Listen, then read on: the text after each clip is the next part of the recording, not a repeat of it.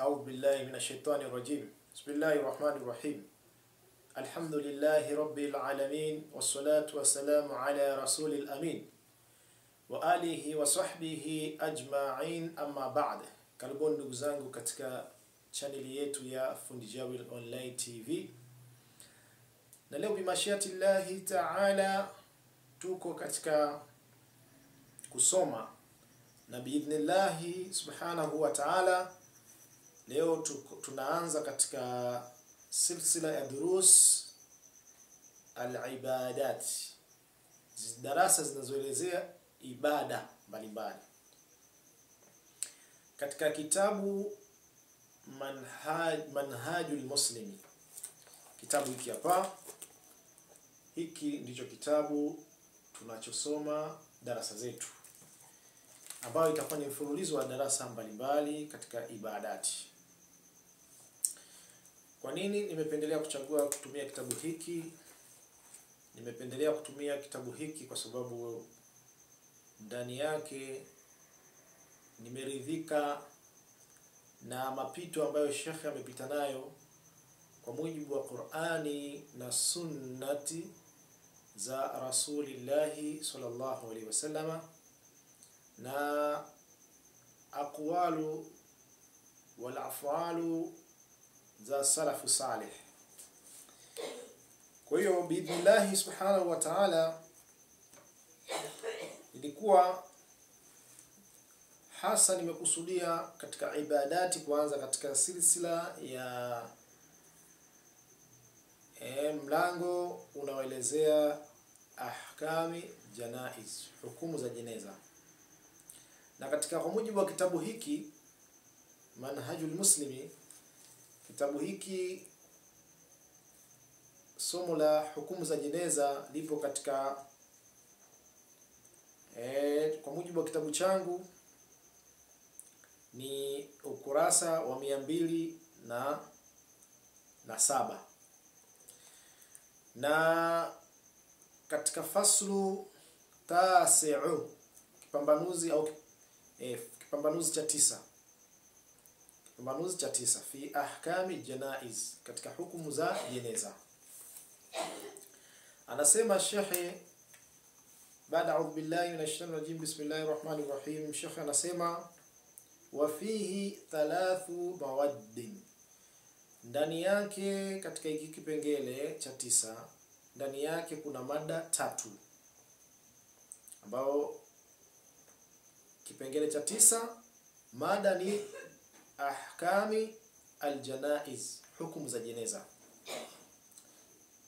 Fihi, ndani yake 3 mawaddin, kuna mada 3. Almadatul ula, mada ya kwanza inasemaje? Kichwa cha habari cha mada ya kwanza inasema fima yanbaghi min laduni almaridhi ila alwafati, yale yanayotakiwa kuanzia mtu anapoanza kuugua mpaka kufa. Bimaana mambo gani mtu ayafanye au afanyiwe kwanza pale anapoanza kuugua mpaka anapokufa. Hii ni mada ya kwanza katika hukumu za jeneza kwa mujibu wa mpango wa kitabu hichi cha Al-Manhajul Muslim. Katika mada ya pili anasema, mada ya pili ni fima yanbaghi min laduni min wafatihi ila dafnihi, yale yanayotakiwa kuanzia kufa kwake mpaka kuzikwa kwake. Kuna mambo yanayotakiwa mtu yafanyike baada ya kuwa ameshakufa, baada ya kufa kwake pale kipande kile mpaka anapokuja kuwa amezikwa au anazikwa. Hapo na hapo na mambo anatakiwa kufanyiwa, tutayajua biidhnillah. Hiyo ni mada ya pili. Na mada ya tatu mada ya tatu ni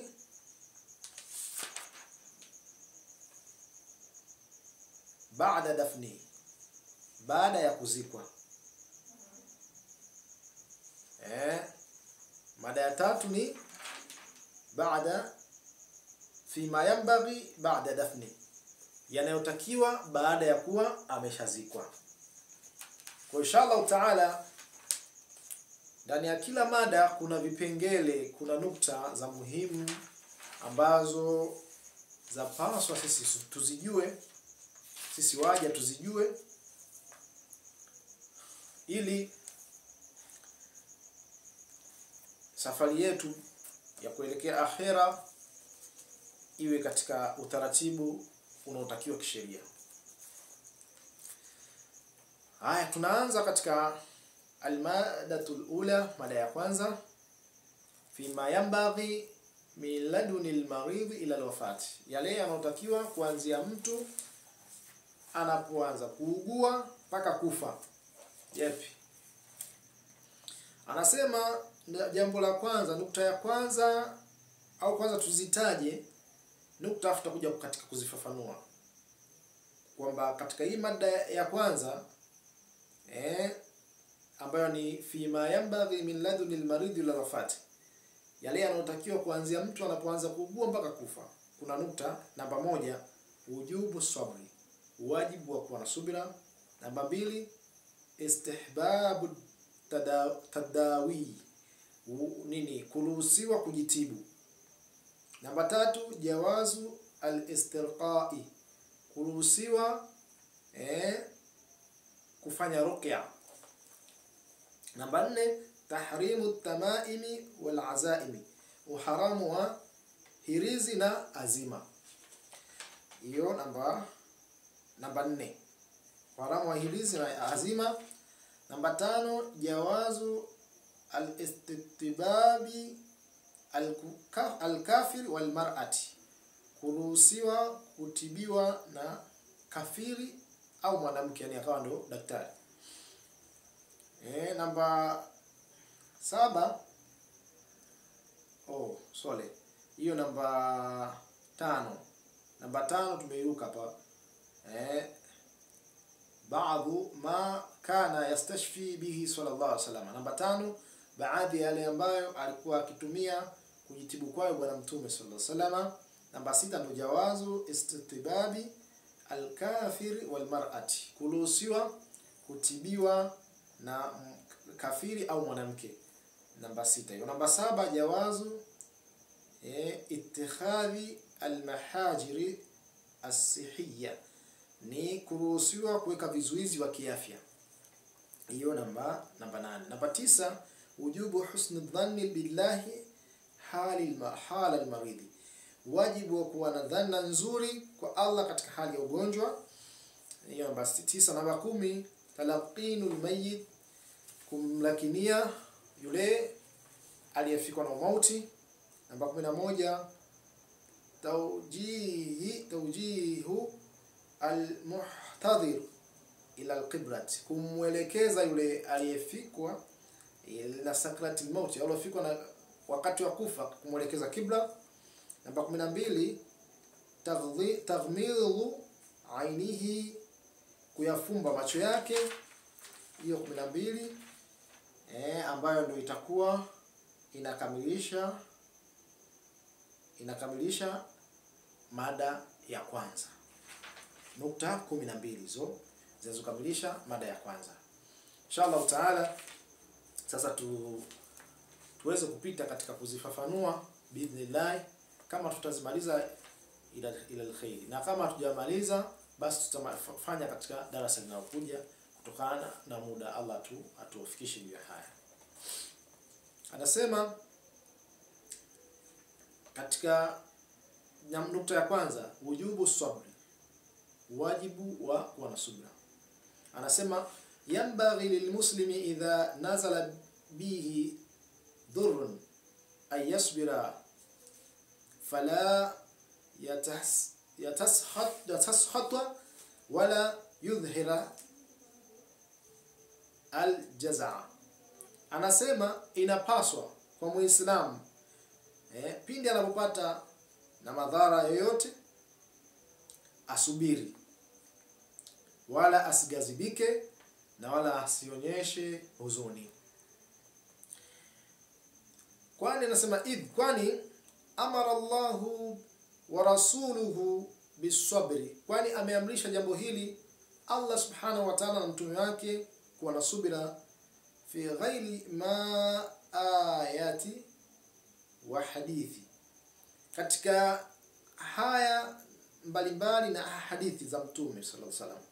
Ghaira annahu, isipokuwa yeye huyo, la ba'sa an yaqula almaridhu, si vibaya kusema, yani mgonjwa, idha suila an halihi, pindi atapoulizwa kuhusiana na hali yake, si vibaya mgonjwa kama utaulizwa kuhusiana na hali, si vibaya ukasema hivi, inni maridhun, hakika mimi ni mgonjwa, au bi alamun, au nina maumivu. Hili kauli kama hizi zinaruhusiwa, au kauli zingine zinazopendeza mfano hizi. Walhamdulillahi ala kulli hali, na namshukuru Allah kwa kila hali.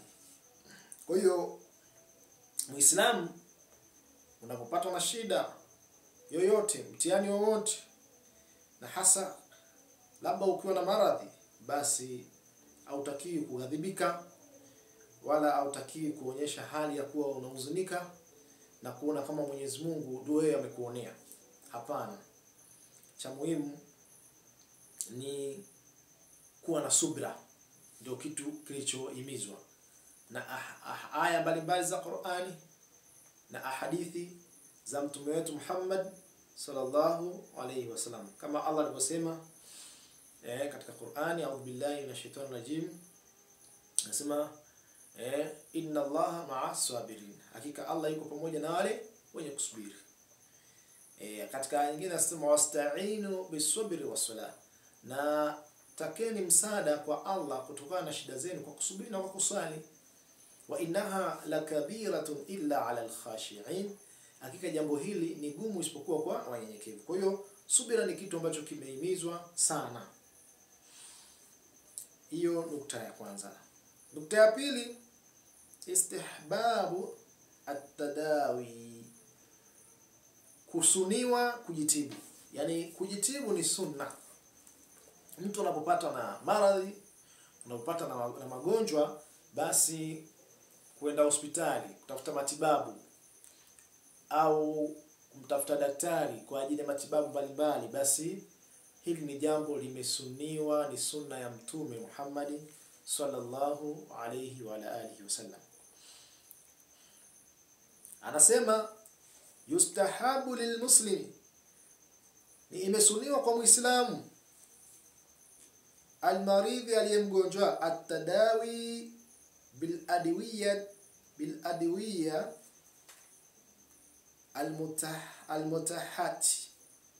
almutahati liqaulihi sallallahu alaihi wasallam. Anasema imesuniwa kwa mgonjwa kujitibu kwa dawa za halali, na hii ni kwa kauli ya mtume Muhammad sallallahu alaihi wasallam aliposema, inna Allaha lam yunazzil da'an illa anzalahu shifaan fatadawa. Anasema Allah subhanahu wa ta'ala hakutelemsha ugonjwa isipokuwa ametelemsha na dawa yake, basi jitibuni. Kwa hiyo hii ni dalili inayotuonyesha kuwa kujitibu au kutibiwa ni jambo la sunna, na hadithi hii utaipata katika rawahu Hakim fi mustadraki. Hadithi kaipokea Imam Hakim katika mustadraki yake, utakuta hii hadithi. Ghaira annahu la yajuzu at-tadawi bil muharrama, isipokuwa hairuhusiwi kujitibu kwa mambo ya haramu, yani madawa ya haramu, vitu vya haramu kuvifanya kuwa madawa, hii imekatazwa. Kal khamri wal khinzir, kama vile pombe, kutumia pombe kama dawa, au nguruwe, wanahawihima, na mfano wa vitu vinavyofanana na hivyo katika vitu vya haramu. Liqaulihi liqauli Rasulillah sallallahu alaihi wasallam, na hii ni kwa kauli ya mtume rehma na amani ziwe juu yake posema, inna Allah lam yaj'al shifaakum fima harrama alaykum, hakika ya Allah hakujalia ponyo katika yale aliyokuharamishieni. Vitu vyote ambavyo Allah subhanahu wa ta'ala ametuharamishia, Allah hajajalia kuwa ndani yake kaweka ponyo. Hapana. Tusihurike na maneno ya watu wasiojua, watu wasiokuwa na maarifa, wakatudanganya kwamba si kunywa mkojo si itakuwa dawa si ya nini ama na kadha wa kadha au na kadhalika. Hii imekatazwa. Hadithi hii rawahu Baihaqi fi Sunani al-Kubra, kaipokea Imam Baihaqi katika Sunani al-Kubra, kitabu chake hicho. Kwa hiyo imeruhusiwa, imesuniwa maana yake kujitibu, na kujitibu kwa dawa za halali, si katika mambo ya haramu. Bibana matibabu yoyote ya haramu hayaruhusiwi, ikiwa ushirikina na kadhalika hairuhusiwi. Twende katika nukta ya 3, anasema jawazu al-istirqa'i, kuruhusiwa kufanya ruqya ya sheria. Anasema yajuzu lilmuslimi al-istirqa'u bil ayati al-qur'aniyyati wal ad'iyyati an-nabawiyya wal kalami tayyib. Anasema inaruhusiwa kwa Muislamu kufanya ruqya kwa aya za Qur'an na dua za mtume na maneno mazuri. Bimaana ruqya ya kisheria inaruhusiwa. Ruqya ya sheria inaruhusiwa, na bimaana sheria ndio hiyo Qur'ani na sunna za mtume sallallahu katika dua alizofundisha bwana mtume sallallahu alaihi wasallam, au maelekezo mbalimbali na maneno mazuri. Liqaulihi sallallahu alaihi wasallam, na hii ni kwa kauli ya bwana mtume rehma na amani ziwe juu yake aliposema, la ba'sa birruqa man lam yakun fihi shirkun, si ubaya kwa ruqya mradi ndani yake hiyo ruqya hakuna ushirikina. Si ubaya kufanya ruqya. Kwa hiyo ruqya hapa ni ruqya ya kisheria. Leo kumezuka watu wafanya ruqya wengi ambao maarifa ya sheria yenyewe Qur'ani na Sunna hawayajui maskini. Imekuwa ni msiba, na zaidi kuwapoteza watu na wenyewe kuzidi kupotea katika njia ya sawa. Na saa yangu kwa wote wale wafanya ruqya, basi tujitahidi tusome Qur'ani kama ilivyo sheria inavyotutaka. Tusome Qur'ani, tusome Sunna vizuri ya Mtume sallallahu alaihi wasallam, na tufundishwe elimu yenyewe ya utabibu. Tusikurupuke tu ima mwingine kwa kuwa labda ni hafizi amejua kusoma kitabu cha Allah akwenda kufanya watu ruqya. Sahihi. Kwa mwenye kusoma Qur'ani hakuna shida, isipokuwa pia kuwa na maarifa ya ziada ya kujua ile elimu ya jambo lenyewe husika, ili wewe usitumbukie katika madhara na wala pia usijika sababisha madhara kwa wengine. Kwa hiyo nasaha yangu kwa yule ambaye amevamia fani hiyo bila kuwa na maarifa na ujuzi unaotakiwa. Kwa hiyo imeruhusiwa hapa mtu kujitibu kwa ruqya ya kisheria, imeruhusiwa. Namba 4, nukta ya 4, anasema tahrimul tamaimi wal azaim, uharamu wa hirizi na azima. Na hii kutokana na muda tutakomea hapa leo katika nukta hii ya 4, uharamu wa hirizi na hazima. Anasema yahrumu ta'liqu at-tamaimi wasti'malu al-azaimi, imeharamishwa kutungika hirizi na kutumia azima, imeharamishwa. Fala yajuzu lilmuslim, hairuhusiwi kwa muislamu ayualliqa tamimata, kutungika irizi.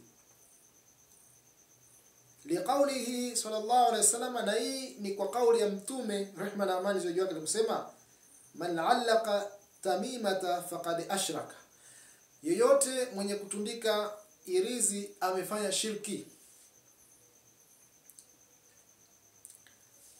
Na hadithi hii utaipata katika rawi Imam Ahmad katika musnad yake. Kwa hiyo imeharamishwa kutundika irizi au kutumia azima.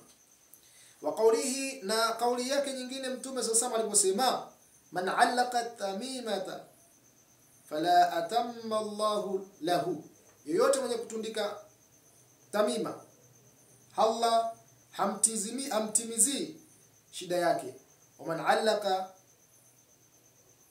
wada'atan fala wada'a Allahu lahu, na yeyote mwenye kutumika azima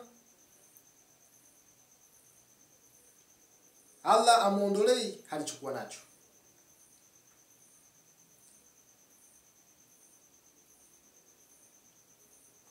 Wa qawlihi, na kauli yake aliposema, lilladhi, kauli ambaye absara ala yadahu ala yadihi, yule ambaye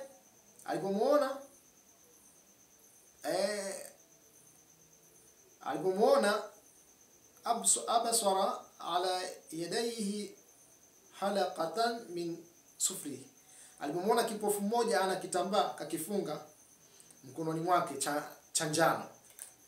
Mtume alipomuona akamwambia, waihaka ma hadhihi, kwa nini umefanya hivi? Qala, akasema, minal wahinati, ni kutokana na tatizo lililonikuta. Qala, akasema, anza'aha, ivue, fa innaha la yaziduka illa wahnan, hakika hiyo haitokuzidishia isipokuwa matatizo. Wa innaka law mitta wa hiya alayka, na lau kuwa wewe ukifa na hicho kipo juu yako, ma aflahat abadan, hutofanikiwa milele, hutofanikiwa milele. Kwa hiyo Mtume sallallahu alayhi wasallam katika hadithi hii, hadithi amepokea Rawahu bin Majah, akimkataza yule mtu ambaye alikuwa ni kipofu, akimkataza kwa kile kitu ambacho alikuwa amekivaa. Kwa hiyo kutokana na muda, inshallah leo tuishie hapa. Darasa imekuwa refu, na katika wakati wetu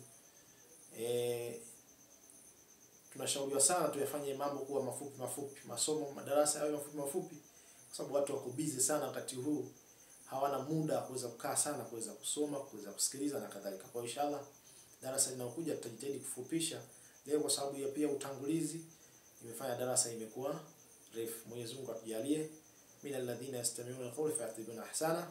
Kukumbusha tu usisahau kusubscribe ili darasa zetu hizi zikitolewa ziweze kufikia moja kwa moja, kulike, kushare na kucomment na kutuombea dua. Na katika channel yetu hii utakuta kuna darasa zingine mbalimbali za vitabu. Inshallah utaweza kustafidi huko. Allah atuwafikishe inshallah.